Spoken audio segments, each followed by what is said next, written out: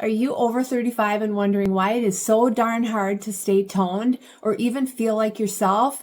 If that's you, let me explain why protein may be your new best friend. By the time we reach our 30s, we are already losing about 1% of our muscle mass every single year. And this muscle doesn't just affect our strength, it also affects our metabolism, our hormones, and how much energy we have. But here's the good news. Upping your protein can help prevent that muscle loss and start revving your metabolism again. Protein actually helps repair and build muscle, and muscle is metabolically active, so it's going to help boost your metabolism and help you burn more calories.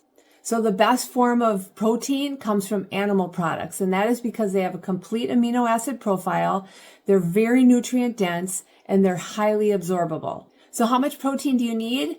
Experts recommend about 1 gram of protein per desired pound of body weight. And you can break that down into like 35 to 40 grams of protein per meal. If you need to add a snack in between to get that up there, or add a little bit more to your meals, that's okay. That's one of the reasons I started a carnivore diet, because I was having massive hormone issues. My muscles were deteriorating. My skin was getting all crepey. And I just wasn't feeling my young, youthful self anymore. So I went to a carnivore diet because I had researched that it was really good for rebalancing and building up your hormones, because our hormones are made out of cholesterol. And if you're not getting enough cholesterol from animal products, your hormones are going to tank. So that's what I did, and it just made a huge difference for me. I completely turned around my hormones. My muscles started building again. My skin started healing. It just made a huge difference for me, and a lot of other benefits too that I'll go into in another video.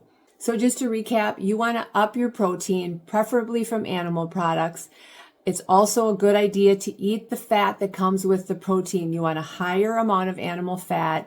That also helps lower your cortisol levels and helps with the cholesterol as well.